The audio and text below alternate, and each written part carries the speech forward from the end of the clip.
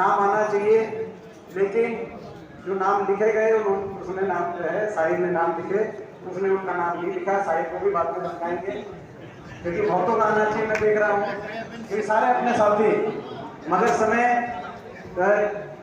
सभी पूरा अपना भाई दलवीर सारा है, तो उसमें इस तरह का है। तो कई भाई धनपाल कटारिया जी, भाई महेंद्र जी, भाई सुखविंदर, हमारी बहन सुखविंदर जी, ज्ञान सिंह जी, और भी बहुत सभी साथी को दूर तक पीछे भाई रविंद्र देशवाल जी जो भी लेट आए, तनवीर जी, हमारे भाई तनवीर जी, सभी पिता तुल्य बुजुर्ग नौजवान साथी, मातृशक्ति, हेलो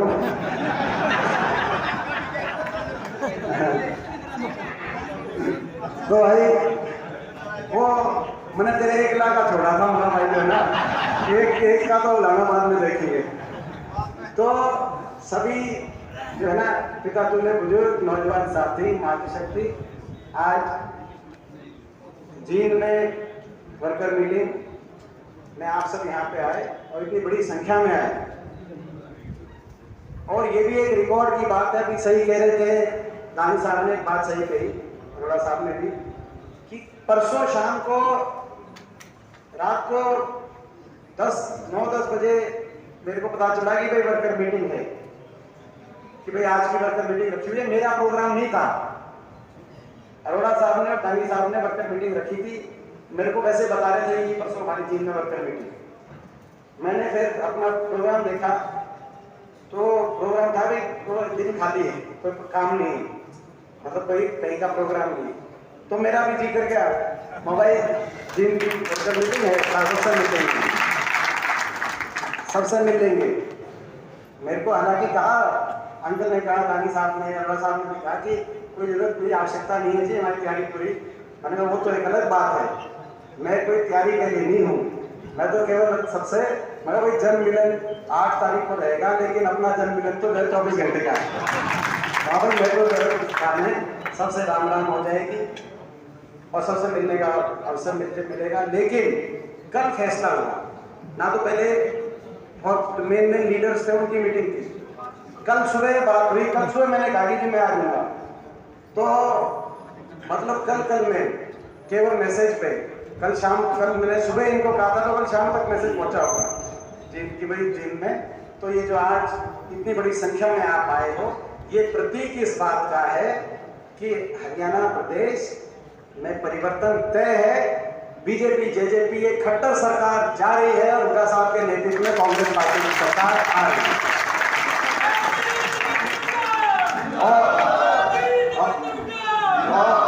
और भाई संजय का नाम रह गया था।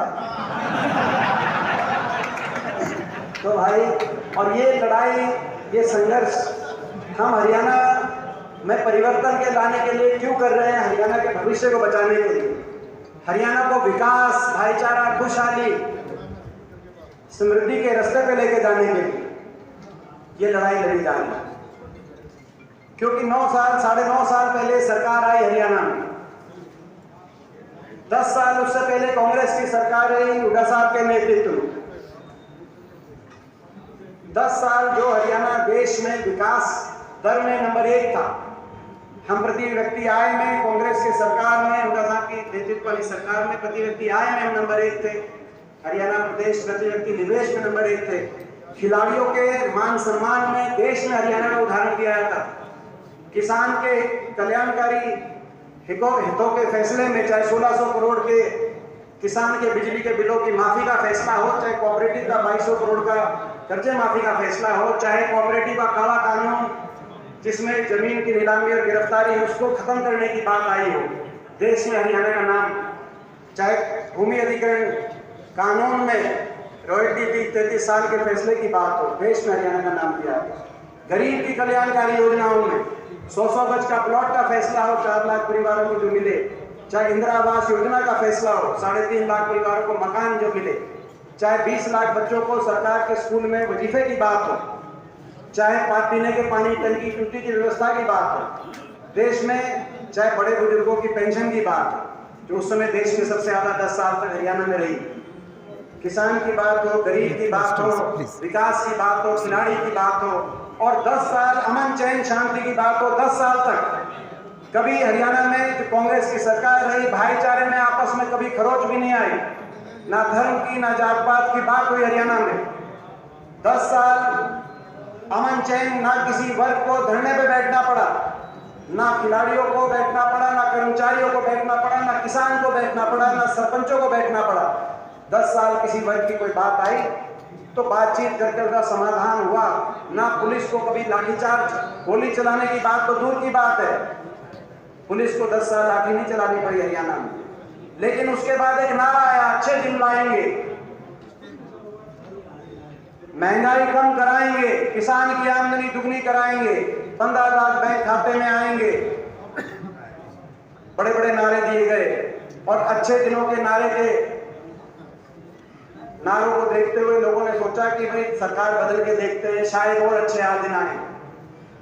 केंद्र में भी सरकार बनी इनकी और प्रदेश में भी बहुमत से इनकी सरकार बनी। आज 9.5 साल हो गए उन सरकारों को। आज हरियाणा में खट्टर सरकार के 9-9.5 साल के बाद जो हरियाणा विकास में नंबर 1 था, आज वो बेरोजगारी में नंबर 1 हो गया। दिल्ली के 3 तरफ बैठा हरियाणा, ना सरकारी नौकरी मिल पाई।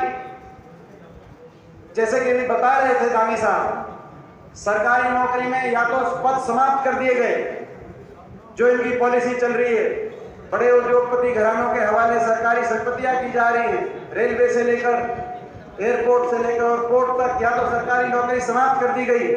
जो बची उनको कच्ची नौकरी में परिवर्तित कर दिया गया। हरियाणा में हरियाणा कौशल निगम के माध्यम से, फौज में अग्निपथ के माध्यम से, और उसके बाद भी जो सरकारी पद बची कुची सरकारी नौकरियां निकली, वो या तो भर्ती घोटालों की भेंट चढ़ गई। 30 भर्ती घोटाले हरियाणा में, जिसमें 30 से ज्यादा पेपर लीक घोटाले, HPSC घोटाले, HSSC घोटाले।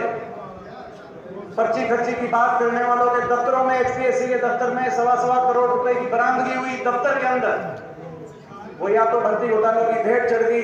फिर भी ले दे के अगर कोई लिस्ट निकली तो उन लिस्टों में हरियाणा के नौजवानों से ज्यादा दूसरे प्रदेशों का नौजवान का नंबर उन लिस्टों में आया। मैं पूछना चाहता हूं, क्या इस देश में कोई दूसरी सरकार है जिसके प्रदेश की नौकरियों में दूसरे प्रदेशों का नंबर ज्यादा आता है हरियाणा को छोड़कर?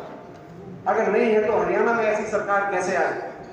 तो आज बेरोजगारी में ना सरकारी नौकरी, ना प्राइवेट, ना निवेश हुआ, ना औद्योगिक क्षेत्र लगे। बेरोजगारी में नंबर 1। हरियाणा के नौजवान को बेरोजगारी की गिरफ्त में कहीं अपराध की तरफ, कहीं नशे की तरफ, कहीं घर बार बेचकर विदेश की तरफ अपना भविष्य खोजता। हरियाणा के अंदर भविष्य के प्रति इतना निराश हो गया हमारा नौजवान। जहां हर शहर के अंदर कोचिंग सेंटर होते थे, आज कोचिंग सेंटर से ज्यादा विदेश में भेजने के एलईडी केंद्र खुल गए हर शहर के अंदर। ऐसी स्थिति हरियाणा बना दी इस खट्टर सरकार ने। बेरोजगारी में नंबर 1, महंगाई में नंबर 1, डीजल, पेट्रोल, रसोई गैस का सिलेंडर, स्कूल की फीस, बिजली का बिल, आम आदमी आम परिवार के घर से के हाथ से बाहर निकल गई।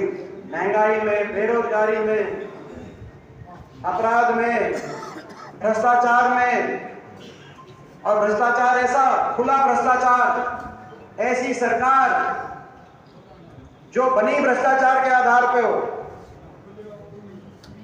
जिस सरकार का समझौता गठबंधन का आधार भ्रष्टाचार हो।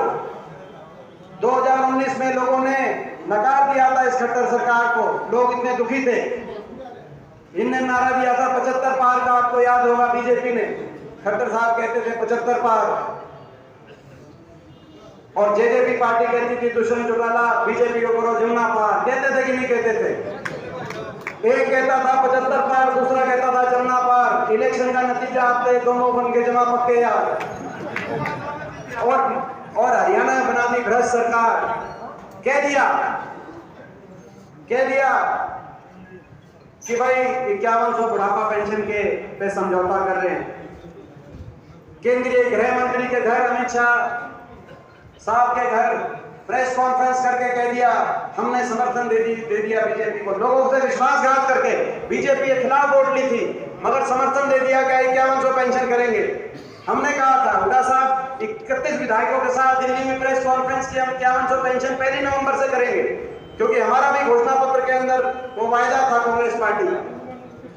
मगर उन्होंने कहा नहीं, हम तो बीजेपी से दुआएंगे। आज 4.5 साल हो गए, वह 5100 पेंशन आई या नहीं आई, मुझसे ज्यादा आप जानते हो।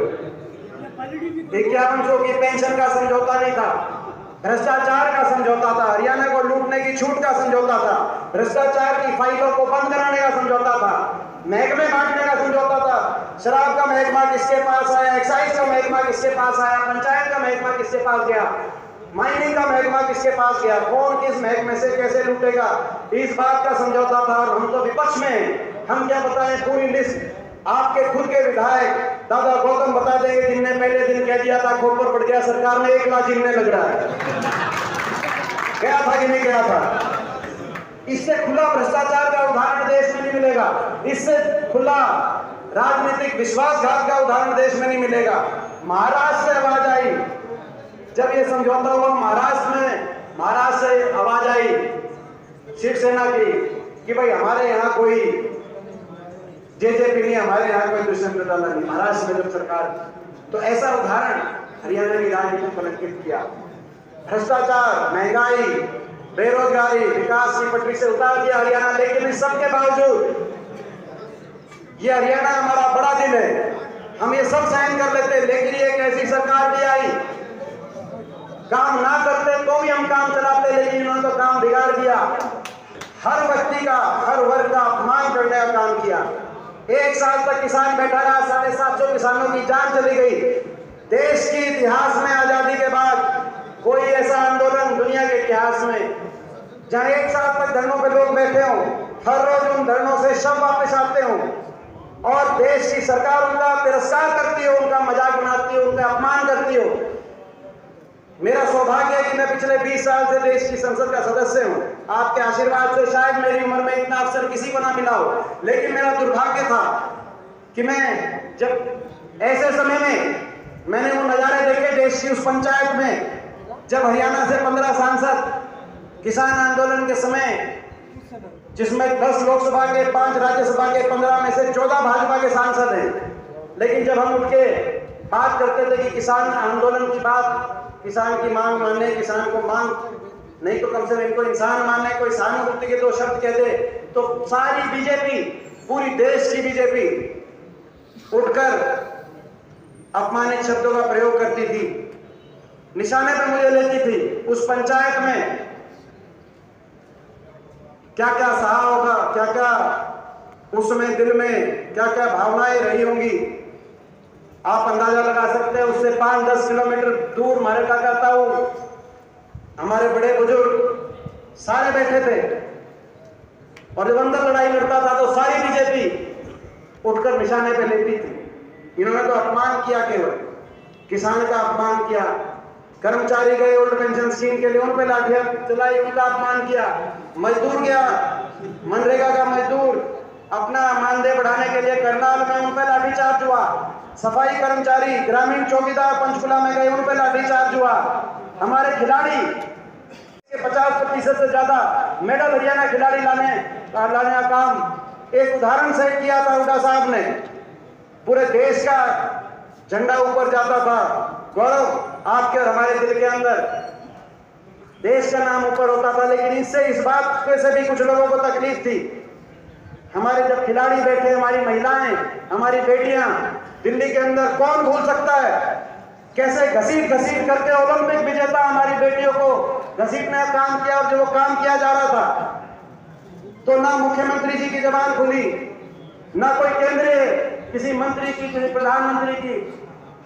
हरिद्वार तक पहुंच गई थी हमारी बेटियां अपने मेडल को बहाने, और हरिद्वार किसी ने, मगर एक किसी सरकार में बैठे किसी सांसद ने भी, किसी एक विधायक ने, पूरे देश में बीजेपी के किसी एक विधायक ने, एक सांसद ने, एक मंत्री ने ये नहीं कहा कि बेटियों तुम धैर्य रखो, तुम्हें न्याय मिलेगा। ये भी नहीं कहा कि न्याय मिलेगा। न्याय मांग रही थी, किसी ने रोकने को भी नहीं कहा। लगता है कि उनको उन बेटियों से, उन मेडलों से भी कुछ ना कुछ, उनको मेडलों से भी तकलीफ थी। क्या दिल में अपमान, ऐसी सरकार, ऐसा अहंकार। अभी मुख्यमंत्री जी कल कह रहे थे, मैं देख रहा था उनका कल बयान, वो एक जो है रैली में गए थे, वहां पे कह रहे थे कि बेटी बचाओ नारा हमारा बड़ा कामयाब हुआ, बेटों को भी बचाएंगे, ये उनका अभियान था। बेटी बचाओ नहीं था मुख्यमंत्री जी, आपका नारा था ब्रिजभूषण बचाओ, आपका नारा था संदीप सिंह को बचाओ, बेटियों को नहीं बचाया आपने। ये हमारी लड़ाई है, ये हमारी लड़ाई है, हमारी ये लड़ाई है। हर वर्ग का अपमान, खिलाड़ियों का, कर्मचारियों का, मजदूर का, किसान का, कोई वर्ग और अपमान वो करता है जिसको अहंकार हो जाए। इनका अहंकार 7वें आसमान पे चढ़ गया है।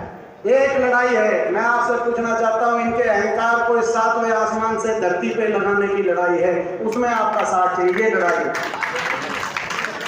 और अहंकार तो सभी का टूटा है इस देश में।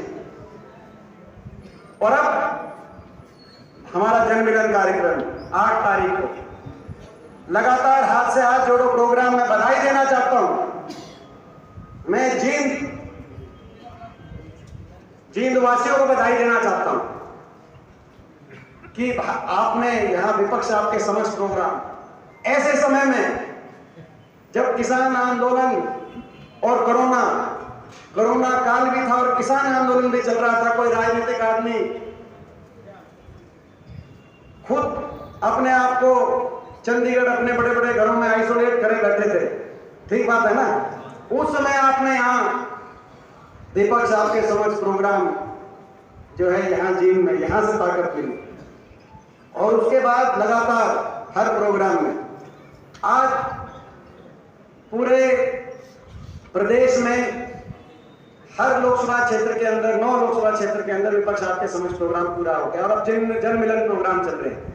जन मिलन प्रोग्राम में कोई भाषण नहीं, केवल हुड्डा साहब बोलेंगे, शुरू में आके 10 मिनट अपना संदेश देंगे बिना फॉर्मेलिटी का। उसके बाद कई घंटे मिलने का प्रोग्राम, हर वर्ग से, हर एसोसिएशन से, व्यापार मंडल है, मार्केट एसोसिएशन है, पंचायतें हैं, कोई किसान यूनियन है, कोई टोल की कमेटी है, कोई मनरेगा मजदूर यूनियन है, अलग अलग समाज के हमारे अलग अलग समाज की सभाएं हैं। सभी से, हर वर्ग से मिलेंगे, हर वर्ग उनका भी सम्मान करेगा, वो भी हर का सम्मान करेंगे और कई घंटे तक प्रोग्राम चलाएंगे। भी कह रहे थे कि 4 बजे हुड्डा साहब आ जाएंगे और 4 बजे से 8 बजेंगे कि 9 बजेंगे जो है हुड्डा साहब हर व्यक्ति से, और भाई अगर जो है कोई रह गया तो भाई चाहे अगले दिन तड़के के 4 बजे मैं रहूंगा। तो ये प्रोग्राम अपना जो है ये उस दिन वो बात भी ठीक है, ये भी काम शुरू कर दिया मैंने। बोलो भाई तो करो, ईद तो जाने का जी नहीं करता। और ये अपनी ताकत को, आप अपनी ताकत को समझो। ये जो 5 सीट है, 5 सीट नहीं है जिन, ये अपनी ताकत। अगर पिछली बार ये 5 सीट आती तो कांग्रेस 36 पे थी और बीजेपी 35 पे थी। ये यहां से सरकार बनी और मुझे पूरा विश्वास है कि इस बार यहां मुझे पूरा विश्वास है कि पूरा आशीर्वाद, और जब आपका साथ होगा तो अंदाजा लगाओ इस बात से।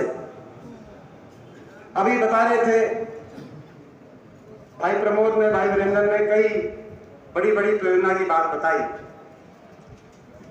2009 में जींद से कांग्रेस पार्टी का कोई विधायक नहीं, हुड्डा साहब के नेतृत्व में सरकार बनी, हर जिले से बहुमत में विधायक आए, मगर जींद में 5 सीटों में एक भी हमारे 2009 में।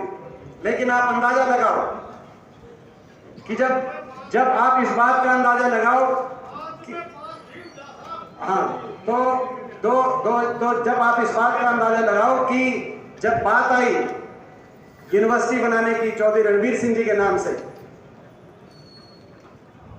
उस समय आप अंदाजा लगा सकते हैं। जब INLD की सरकार थी, चौटाला साहब की, जो देवीलाल यूनिवर्सिटी की बनाने की बात आई तो सिरसा के अंदर बनी। गुरु जम्बेश्वर यूनिवर्सिटी की बनाने की बात आई तो भजनलाल जी की सरकार थी, हिसार के अंदर बनी। लेकिन जब चौधरी रणवीर सिंह जी के नाम से यूनिवर्सिटी बनाने की एक ही यूनिवर्सिटी हो सकती थी, तो जिस जिले में भी उस समय 2013 में कोई विधायक नहीं थे, लेकिन अपनेपन की बात होती है, जो आपका दिल समझता है, हमारा दिल समझता है। बुड्ढा साहब के कलम से फैसला हो तो जींद के अंदर अपनेपन की बात, क्योंकि ये जींद में अंदाजा इस बात से आप लगा सकते हैं कि 75 साल में सरकारें तो आई और गई, हरियाणा के बीच में भी जींद है। बहुत सी सरकारों में आपने राजनीतिक ताकत भी दी, लेकिन कोई विश्वविद्यालय हमारे आने वाले समय की पीढ़ियों को के भविष्य को एक अच्छी दिशा देने का काम करेगा। हम रहेंगे नहीं रहेंगे, सरकारें रहेंगी कि नहीं रहेंगी, ये चाहे यूनिवर्सिटी की बात हो, चाहे वो रेल की लाइन की बात हो, जींद से लेकर गुहाना सीधा दिल्ली, चाहे ये 4 लेन सड़क की बात हो दोनों तरफ, चंडीगढ़ की तरफ भी, और चाहे स्टेडियम की बात हो, ये सारे काम उस समय चाहे हॉस्पिटल की बात हो, चाहे बाईपास की बात हो, चाहे कॉलेजों की बात हो, सबिदों में हो, जुलाना के अंदर हो, बस स्टैंड की बात हो, चाहे हुड्डा के स्टेडियम की बात हो, चाहे लड़कियों के कॉलेज अस्पताल, ये तब जब यहाँ पे उस समय चुनाव के चुनाव में उस रूप का परिणाम नहीं रहा था। सरकार चाहे भले हमारी बन गई थी, लेकिन उस रूप का इस बार तो मुझे विश्वास है कि 5 की 5 जब होंगी तब आप देखना, इससे 5 बना करके आप अंदाजा लगा सकते हैं। तो ये मैं समझता हूँ, मगर एक चीज मैं कहना चाहता हूँ, अब ये जन मिलन, मगर इन्होंने भी शुरू कर दिया एक जन संवाद का प्रोग्राम, मगर वो जन संवाद है कि जन अपमान है? ऐसा जन अपमान, ऐसा कि जो जैसे अभी दानी साहब ने कहा कि कोई एक महिला जिनने कहा कि यहाँ पे कारखाना लगना चाहिए, बोले जी चांद में बेचो, कि एक महिला ने हमारी सिरसा में कहा कि मेरा 22 साल का बच्चा, विधवा थी, बोला मेरा 22 साल का बच्चा नशे से चला गया सीएम साहब, बोले इसमें बाहर निकलवाओ। एक व्यक्ति खड़ा हुआ सिरसा के अंदर, जी किसानों की समस्या, बोला दूसरी पार्टी से इसकी पिटाई कराओ। तो ये कैसा जनसंवाद है? ये जनसंवाद है कि जन अपमान है, और अपमान वो करता है जिनमें घमंड हो जाए, अहंकार हो जाए। तो अहंकार मैं समझता हूँ कि जनसंवाद। और दूसरी आखिरी बात कह के मैं बात खत्म करता हूँ। प्रेस वाले भी पूछ रहे थे, मैं इनको जवाब दूंगा। प्रेस वाले पूछ रहे थे जी कल 2 रैलियां हुई थी, बोला जी कल 2 रैलियां हुई थी, ये दोनों रैली पिटी क्यों? मैं कहा भाई पिटने के दोनों के अलग अलग कारण हैं। हाँ भाई जेजेपी वाले का कारण तो ये है कि भाई हरियाणा के लोगों को धोखा देके ईब राजस्थान में अपनी दुकान खोलने खातर चले गए। हाँ भाई, अब हरियाणा के लोगों को जो विश्वासघात किया है, ये हाँ, और वो तो वो भाई राजस्थान, भाई हरियाणा की खबर, भाई हरियाणा की खबर दूर तक जाती है। राजस्थान वालों को हमने पहले ही बता दिया थोड़ा वहाँ पे थी। तो भाई ये जो विश्वासघात की राजनीति है, इसका परिणाम है। वो तो स्लेपिटी, वो तो भागे राजस्थान, लेकिन राजस्थान वालों को पहले ही पता पाया कि भाई ये तो वहां पे धोखा देके आ रहे हैं, तो ना न्यून के रहे ना न्यून के रहे। और बात दूसरी इसलिए पिटी कि उनकी जिम्मेदारी लोगों ने लगाई थी 2014 में। उनके 18-19 विधायक आए और जिम्मेदारी लगाई मुख्य विपक्षी पार्टी। इन्हें तो बनी थी कि नहीं बनी थी? मुख्य विपक्षी पार्टी थी। उनको विरोध करना किया था बीजेपी का, खट्टर सरकार का, लेकिन वो विरोध करते पाए हुड्डा साहब का। उनसे पूछो, हर बयान हुड्डा साहब के खिलाफ, खट्टर सरकार के खिलाफ कुछ बोले नहीं 5 साल तक। बीजेपी के साथ मिलके चलते थे। 19 का इलेक्शन आया, 1 सीट आई, और फिर 1 सीट के बाद भी बयान दे दिया कि भाई हुड्डा साहब को समर्थन नहीं देंगे, हम तो बीजेपी के लिए तैयार हैं। वो तो भतीजा पहले चला गया। उसमें तो 5 मिनट लगा, 5 घंटे लगाए समर्थन देने में, ये 5 मिनट नहीं लगाते। लोगों को पता है। राज्यसभा का इलेक्शन आया अभी पीछे, तो बीजेपी की वोट दी लाइन में लग के। राष्ट्रपति चुनाव आए तो बीजेपी की वोट दो, उपराष्ट्रपति चुनाव आए तो बीजेपी की वोट दो। राज्यसभा में एक ले रहा था वो बीजेपी की पाई, कल को एक की बात आ गई सरकार में तो किसकी पाएगी सबने पता है। तो ये ही सेलिब्रिटी कि ये भी ना न्यून कह रहे भाई। जो बीजेपी नीचे बीजेपी के साथ मिलके चलो और विपक्ष की बात करो और निशाने पे हुड्डा साहब को रखो कि भाई हुड्डा साहब ना बन जाए, कांग्रेस ना आ जाए। तो लोगों को ये जो इस तरह की राजनीति है, लोगों ने इस तरह की हरियाणा की जनता को मूर्ख समझ के राजनीति करी, लेकिन जनता हरियाणा की मूर्ख नहीं है, जनता हरियाणा की समझदार है। इस बार कोई फैसला हरियाणा की जनता ऐसे नहीं करेगी। जो भी इस जन भावना, आज जन भावना कांग्रेस के पक्ष में, हुड्डा साहब के पक्ष में, और जो इस जन भावना से जो चीटिंग करने का काम करेगा, हरियाणा के लोग उसको जन भावना से चीटिंग करने का मौका नहीं देगी। ये मैं आपको कहना चाहता हूँ। ठीक बात है ना भाई? इस फैसले में आप साथ हो ना भाई? जो जिस जन भावना के साथ आज जन भावना बदलाव की है, जन भावना इसको सरकार को, खट्टर सरकार को हरियाणा के सत्ता से बाहर करने की है, इनके बहुत नुकसान कर लिया, लेकिन ये साजिश और षड्यंत्र रचेंगे। जैसा लोकसभा चुनाव में मेरे खिलाफ रचा गया था रोहतक में, साजिश षड्यंत्र रचेंगे। जैसा सरकार बनाने में रचा गया, ये साजिश और षड्यंत्र रच के कई तरह के साजिश और षड्यंत्र में कई तरह की चालें चली जाएंगी। कुछ वार आपके सामने के होंगे, कुछ वार आपकी पीठ के पीछे के होंगे। मैं एक बात कहना चाहता हूं आपसे, सामने का कोई भी वार आया तो भाई अगर कोई ये आपसे मैं, तो उसकी जिम्मेदारी हमारी है। पीठ पीछे कोई वार करे उसकी जिम्मेदारी आप पूरी करें। और छाती जड़े उड़ानी है, छाती हम उड़ानी, चीटिंग मत होने देना है। ये जो जन भावना है, ये प्रदेश में बदलाव की है। आज इस जन भावना के रक्षा और उखाड़ की जिम्मेदारी आपकी हमारी है। इस 8 तारीख के प्रोग्राम में आप सब, क्योंकि आप हमारे वर्कर हो, आप हमारा परिवार, आपकी जिम्मेदारी न्योता देने की। आप सबके न्योता दोगे, निमंत्रण दोगे। कोई भी वर्ग हो, कोई समाज हो, कोई वर्ग हो, कोई गांव हो, कोई पंचायत हो, कोई एसोसिएशन, हर जगह आपको निमंत्रण देना है। और फिर उस दिन वहाँ पे कई घंटे तक हम ये प्रोग्राम करेंगे। मैं एक बार फिर आप सबसे मिल भी लेंगे, प्रेस वालों को अपनी बाइट देते हुए एक बार फिर आज इस जबरदस्त वर्कर मीटिंग के लिए आप सबका। और आखिरी बात, जो कौन कितने आदमी लेके आएगा या वो सारी बात है, वो आप हमारे आदरणीय दांगी साहब को, आदरणीय अशोक अरोड़ा जी को, वो यहाँ पे आपके बीच में रहेंगे। कौन आदमी कितने आदमी लेके आएगा वो आप उनको भी नोट करा सकते हो, और बाकी आप मेरे को भी नोट कराओगे, मुझे पता है, आप बताएं।